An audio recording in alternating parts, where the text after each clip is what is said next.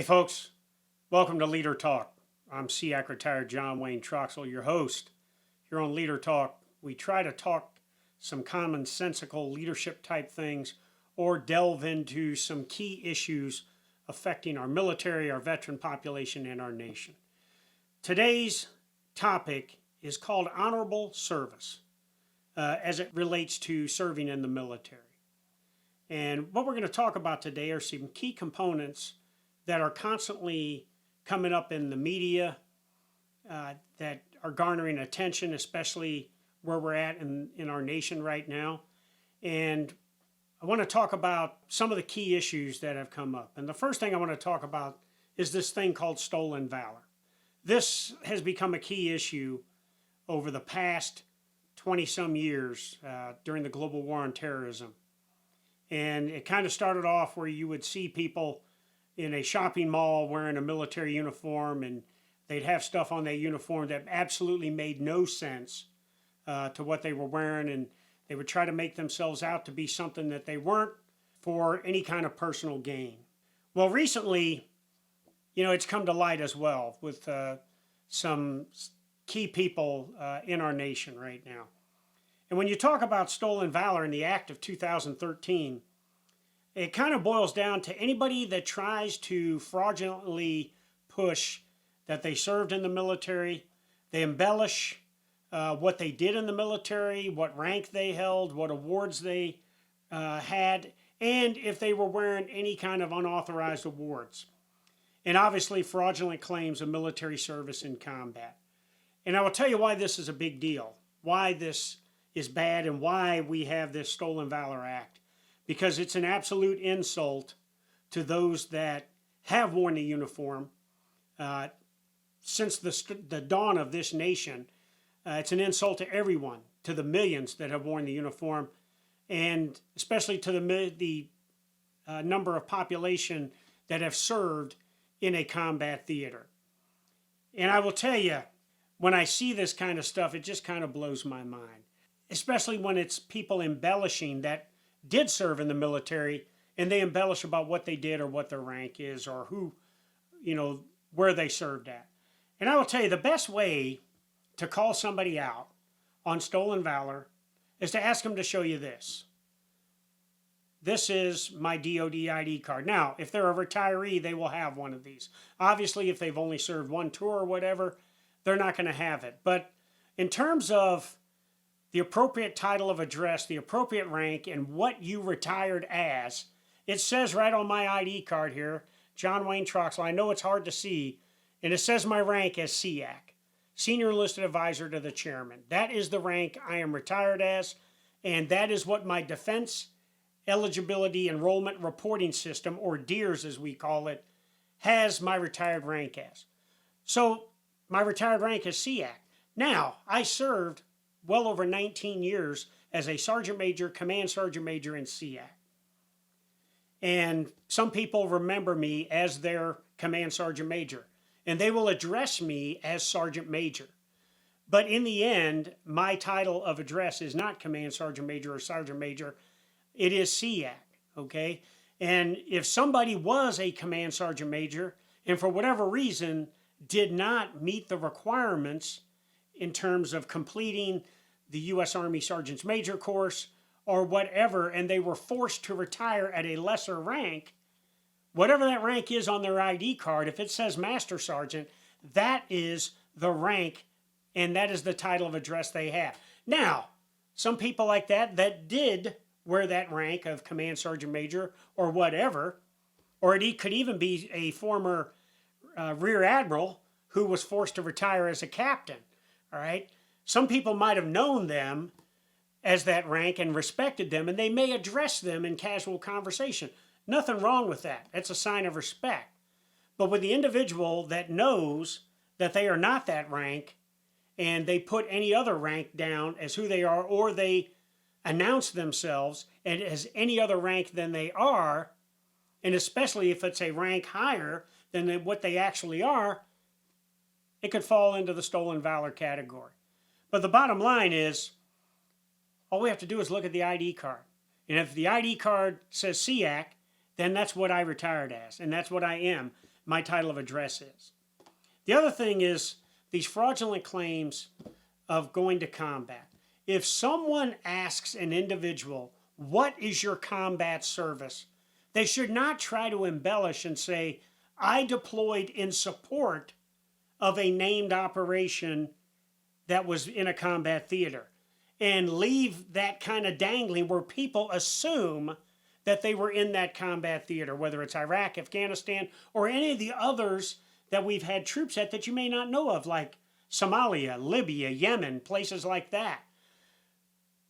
Easy answer. What is your combat service? If you have not deployed to a combat zone and received hostile fire pay and imminent danger pay, and that could be on the ground or in the sea or in the air of that combat operation, if you've never done any of that, then you have zero combat experience, and just announce it that way so you're absolutely clear. If somebody asks you, what is your combat service? I have zero combat service. Well, then you can go on and say, I did deploy in support of this operation, but I did it outside of the combat theater of operation. This is where we start going wrong, ladies and gentlemen, when people, for whatever reason, aren't proud of their service and they embellish on what they actually did in their service. And with the topic of this show being honorable service, just be proud that you wore the uniform of the United States of America and that you served. Okay, we're going to take a quick break, and when we come back, we're going to talk about what does it mean to be a combat veteran? Is there any gray area there on who is a combat veteran or who is not? But first, let's hear from our sponsors at Downrange Supplements. Downrange Supplements. As the brand of the troops, we produce only the highest quality supplements conducive to mission effectiveness. Whether it's our fully dosed pre-workout, recovery and rehydration, or Mermite protein, it's time to continually improve your fighting position with Downrange Supplements. Go to www.downrangesups.com today and take your training to the next level. Hey folks, welcome back to Leader Talk. I'm SEAC retired John Wayne Troxell. In this segment, we're going to talk about what does it mean to be a combat veteran, and what is actual combat veteran. Well, let me tell you what Troxell's definition is. I got into a heavy discussion with a lot of veterans and other folks on social media about this. In my opinion, anybody, regardless of what their job was, that deployed to a combat zone, a designated combat zone, and are receiving hostile fire pay and imminent danger pay, they're a combat veteran. You don't necessarily have to be in a firefight or be a maneuver, fire, and effects person, infantry, armor, artillery, or any of these other frontline kind of folks, to be a combat veteran. Because you accepted the risk of death by voluntarily entering into that combat zone to serve, not just enter into it, but to serve in that tour, you're a combat veteran. And a lot of people try to make this hard by saying, well, if you haven't been in a firefight or you haven't been blown up, then you're not a combat veteran. I think that's absolute bullshit. Because every day, the men and women of our military, they've sworn an oath that they will support and defend the Constitution of the United States against all enemies, foreign and domestic.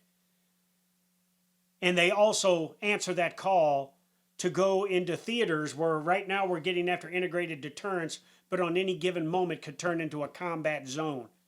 They willingly have deployed to go into those areas, and across the global war on terrorism and conflicts before that, everybody that has gone has answered that call. And that's not just on the ground there. That's in the airways of that combat area, like I mentioned before, but also the seaways, where we have our ships, our aircraft carriers, our battleships, things like that out there. If it is a designated combat zone and you are serving in there, ladies and gentlemen, you're a combat veteran. I will tell you that I served 5 different combat tours. I did the combat parachute assault into Panama for Operation Just Cause. I served in Desert Shield, Desert Storm in Iraq, the first Gulf War. And I served twice in Operation Iraqi Freedom and in Operation Enduring Freedom in Afghanistan. I spent a lot of time in my 4 years as a SEAC visiting these combat zones to check on the troops. And I will tell you, the toughest combat tour I had was during the surge in Iraq in 2007 and 8, when I was the Brigade Command Sergeant Major of the 4th Stryker Brigade 2ID, and we had a bloody fight on our hands for 15 months, where we lost 54 soldiers and had over 500 severely wounded.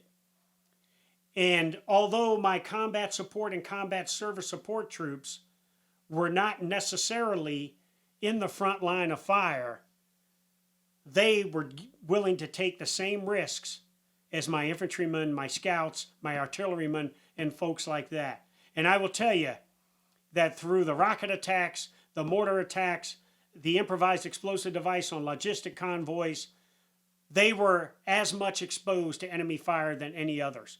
So when I look at every one of those 4,000 troops that deployed with me in that Stryker Brigade and the Raider Brigade, they are my brothers and sisters in arms, and every one of them, regardless if they felt the sting of battle from the enemy or not, they are a combat veteran, and they earned their right to wear that right shoulder sleeve insignia, that combat patch.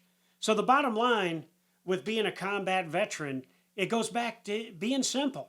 If you deploy, if you willingly deploy as a member of the armed forces or in support of the armed forces into a designated combat zone and you serve there, whether you see enemy fire or not, you're a combat veteran, ladies and gentlemen, and be proud that you deployed into those areas, whether it was Iraq, Afghanistan, or during Vietnam, Korea, World War II, World War I, whenever it was.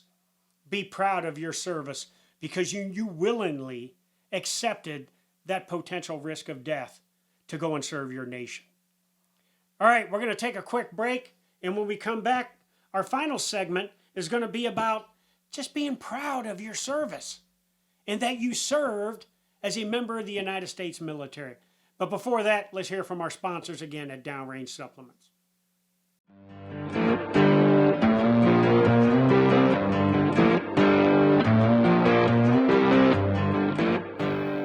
How you guys doing? I'm Colton Smith, and I'm announcing right now, Downrange Supplements is in your local commissary. If you're anywhere near a base and you have base access, get to the commissary and check out our pre-workout, our rehydration BCA formula, and our protein. I promise you, you will not be disappointed. It is the best in the market, and Listed 9 Fight Company, my brand, is partnered with Downrange Supplements for a reason, and I tell you, their products work. And also, don't forget, we kill suckers.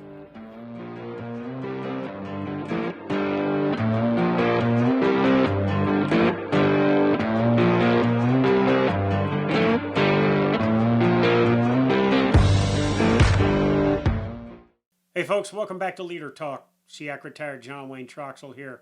Final segment here of this episode of Honorable Service. We're talking about just being proud of your service. You know, in the almost 38 years, 37 years, 10 months, 29 days that I served, and subsequently in the 4+ years in my retirement that I still spend around troops, I constantly run into troops who are the exact opposite of the stolen valor kind of folks.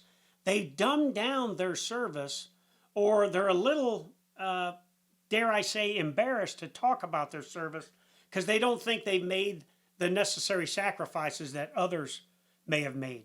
Well, I'm here to tell you, ladies and gentlemen, not everybody that wears the uniform is going to be a Navy SEAL or a Delta operator or a Green Beret or an Army Ranger or a Marine Special Operator or a Special Tactics guy in the Air Force, a pararescue jumper or something like that. The force is made up of a small number of those special operators. Now, they are critical to the military success in combat theaters all over the world, but they make up a very small portion. The vast majority of the force are general purpose type service members that get after conventional type combat operations or battle tasks. And the vast majority of those troops are not frontline combat troops. They are combat support or combat service support people, or some of them even work at the service level or the depot level where they may not even deploy to a combat theater. But let there be no doubt, I don't care what the job is that someone in the military has or where they serve at, they are a vital part of the military machine. And without those people at the service and joint staff level, or at the depot level, or in our combat support, combat service support type jobs, if they are not proficient in what they do and they are not delivering the amount of property, ammunition, weapons, whatever it is, to those frontline combat troops, the American force will fail and our nation will be at risk. So my message to anybody out there that has served in uniform is be proud of your service. Today I had something going on at my house and I had to have a plumber here. And the kid came in to work on my master bathroom and we started talking and he saw my statues out in front of my house and he said, "Hey, did you serve?" And I said, "Yeah, I served for almost 38 years in the Army." And he said, "I served too." And I said, "Okay, what'd you do in the Army?" He said, "Well, I was an 11 Bravo, but I only served for my 4 years as a support troop at the 6th Ranger Training Brigade, 6th Ranger Training Battalion out of the Airborne and Ranger Training Brigade." He was based out of Florida. And I said, "Dude, be proud of your service. You served.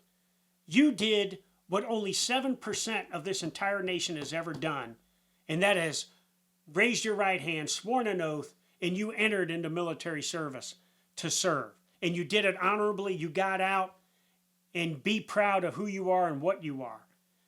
So my message to all those other 20 million vets out there that have served in uniform and those that are currently in uniform, regardless of what job you're doing, you are a vital part to the national security of this nation. And without the United States military, which is the greatest military on the planet, this nation here would be very vulnerable to various kinds of attacks from other nation states that look to do us harm. So to all the military members out there, I salute you for your service. All the veterans, I salute you. And to the military families, I salute you for supporting your service member during their time in uniform. Now, I'm going to finish off today by giving my warrior shout out. You know, last week marked 3 years since the abrupt withdrawal from Afghanistan, where we gave the troops on the ground an unrealistic timeline under unrealistic conditions and said, "We need you to close out Afghanistan and everybody is out by the 31st of August. And anybody that saw what happened on TV, you saw the magnitude of the work that needed to be done. And in the end, 127,000 people were evacuated out of Afghanistan because of the troops on the ground's efforts. We got plenty of special immigrant visa and U.S. citizens out. Did we get them all out? No. We did as much as we could to destroy any U.S. equipment at Kabul airport to make sure it did not get used in enemy hands. Didn't happen that way across the theater. But the bottom line is, although the unrealistic conditions were set with an unrealistic timeline and the strategy at the higher levels might have been flawed, the troops on the ground got the job done and they did what was asked of them. Unfortunately, it came at a cost, where 13 American troops were killed in action by a suicide bomber. And to this day, those grieving families, much like the grieving families of the over 1 million men and women that have died in combat in support of our nation, those grieving families suffer to today. But my shout out goes to those 13 service members that were killed in action 3 years ago last week in that abrupt withdrawal from Afghanistan. We wish Godspeed to your families, and every day you are in our prayers that God will ease your pain. So that's it for today, folks. I wanted to talk today about honorable service and what it means to serve and be proud of who you are. So thank you all for tuning in. If you like what you see here, subscribe to our page. We got more stuff coming in. If you want to see what else is going on, go to pmehard.com and check out our webpage for what else we are doing. And we appreciate all the support you give us so that we can continue to deliver content to you. So God bless you all. God bless our troops, and God bless the United States of America. Boom.